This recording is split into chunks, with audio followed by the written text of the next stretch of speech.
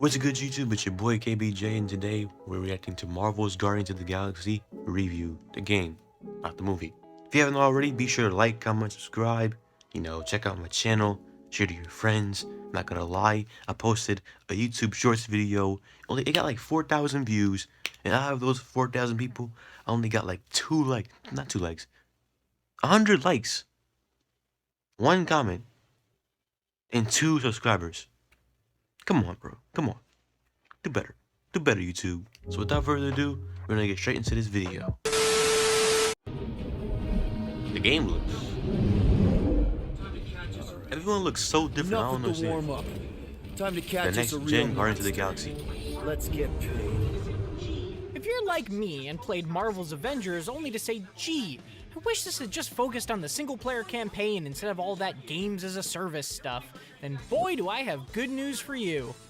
With no microtransactions, no multiplayer, and a relatively meaty story, Square Enix's next Marvel game, Marvel's Guardians of the Galaxy, is further proof that linear single-player campaigns haven't gone anywhere. It's the gameplay. It's simple but entertaining combat and levels won't like revolutionize the action genre or anything, but those solid fundamentals and the loads of personality slathered on top of them still make for some good old-fashioned fun. We're not seriously flying into that. They say the weather patterns of Seknarf 9 are tied to the temperament of its ruler. That's not how women work. It was on the Nintendo Switch as well? Anyways, I'm sure it looks Nintendo Switch. It is. I assume it's gonna be like a delay for Nintendo Switch. You spend the entirety of this roughly 18-hour campaign playing as Peter Quill, aka Star-Lord. That was a surprising choice to me, but it's one that ends up working very well. The main plot is a cosmic comic book adventure about the Guardians trying to get out of debt, learning to work together, and maybe saving the galaxy along the way. But it's framed by events that are much more personal to Peter. Oh, so we focus on his childhood as well? Story that balances its spectacle and banter with some genuinely heartfelt moments. Like when it loads, both Peter and the rest of the crew. Gamora, Rocket, Groot, and Drax. I believe that in order to reach your Is that Drax or is that his cousin? One must lead a life filled with purpose. While that story is entirely linear, developer Eidos Montreal's Deus Ex roots certainly show through with the amount of conversation choice you're given. There's rarely a moment where the Guardians aren't talking, which is welcome when the writing and performances are all as amusing as they are. We'll be in and out with no one the wiser. Drax, what part of quiet don't you understand? I could see Dead is quiet, Peter Quill. No killing. Peter's dialogue so you can actually have dialogue while you're doing it? Can have an unexpected impact. For example, one time I made a choice that resulted in the next dialogue level being a simple stealth section.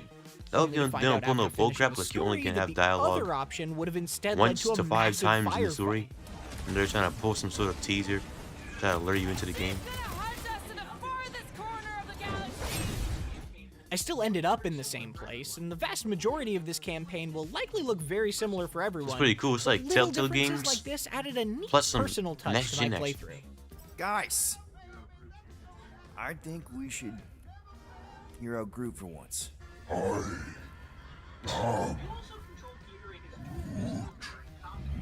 You'll also control Peter and his dual pistols during combat, only able to tell your teammates to use certain abilities rather than swapping into their shoes directly.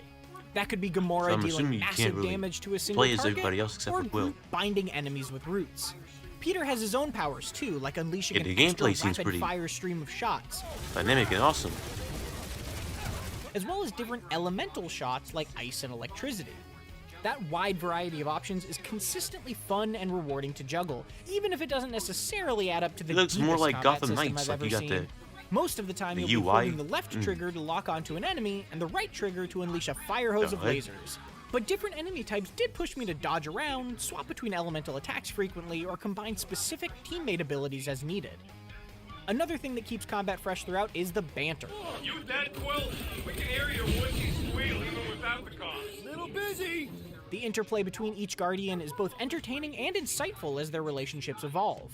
There were moments where I'd hear the same line a few too many times, but similar fights were still frequently made fresh again based on the conversations being realistic in the first place. Whose idea was it to make me sharp on the inside? I am not sure, but I am sure that you have pushed it. There's even a super move called the Huddle, where Peter gathers everyone around and you have to choose the correct pep talk he'll give to earn a buff. Doing so will even start playing one of Guardians That's a lot of Galaxy's copyright for creators, content creators. songs. It's incredibly silly. But fighting a giant alien squid boss while everybody have fun Freaking raining tonight by outside. Wang Chung played has got to be one of the most absurdly joyous moments I've had in a game all year. Yo, this game is gonna be freaking. Come on, just give me a shot. You mean a cut?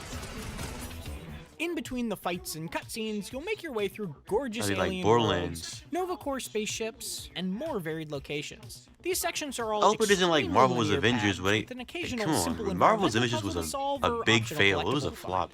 Similar to the combat, game is they stay trash, entertaining bro. more thanks to the story and personality your team brings to them, and I their mean, come visual on. variety, Y'all gotta agree with rather that, than bro. being They especially freaking interesting failed to on this interact with again. on their own. The collectibles you'll pick up are either crafting resources used to upgrade Peter's capabilities, a cool selection of cosmetic costumes, written logs for a bit of story flavor, or special items that unlock insightful new conversations when you're hanging out the your ship between chapters. Wait a minute, what? It was always This rewarding to arm collect these glitch? things, even if the side paths were often just as easy to find and navigate as the main ones, and Oh, the so you can't sprint button sprint in was here? sorely missed. What gives them the right to just take my ship? They're just parking it. You'll get it back. What if I parked your sword? Then I park your arm off. Crafting currency can be spent Oh, on so you can craft 15 stuff? different perks that are all available to unlock right away, while fights earn you ability points to unlock new powers. Rocket Having like a nearly freaking- everything on the table from Rocket the start Raccoon is like a- nice because you get to unlock upgrades like a in any retired order. But it also hitman means progression doesn't animal. have many surprises throughout the campaign, which is certainly a With that trade-off. But the mustache perks he can has, I definitely mean, that feel beard he has. impactful, adding stuff like a charged shot, or briefly slowing time after a close dodge, which once again keeps that system engaging to the end despite being a little bit flat overall. Don't worry. It's gotta be Once better the than the rovers are movies. placed, we'll meet in the middle and we'll capture the monster together. I mean, I feel like they could have used.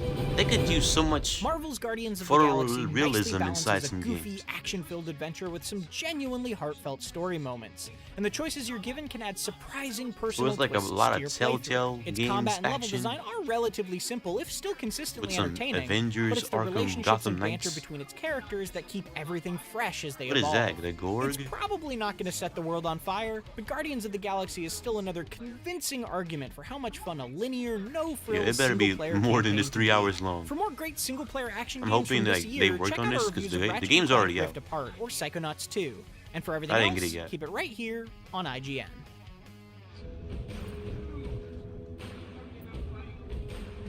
Dude, William, quit talking either about fighting alone. We're How does a your team. relationship go We up fight or better down with together. a team?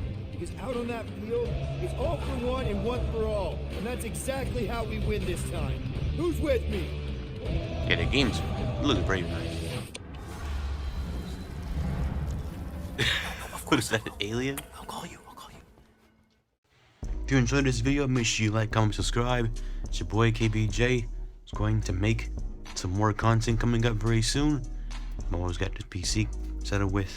So without further ado, I'm gonna close out with a big, bold, and what is it? Freaking the outro.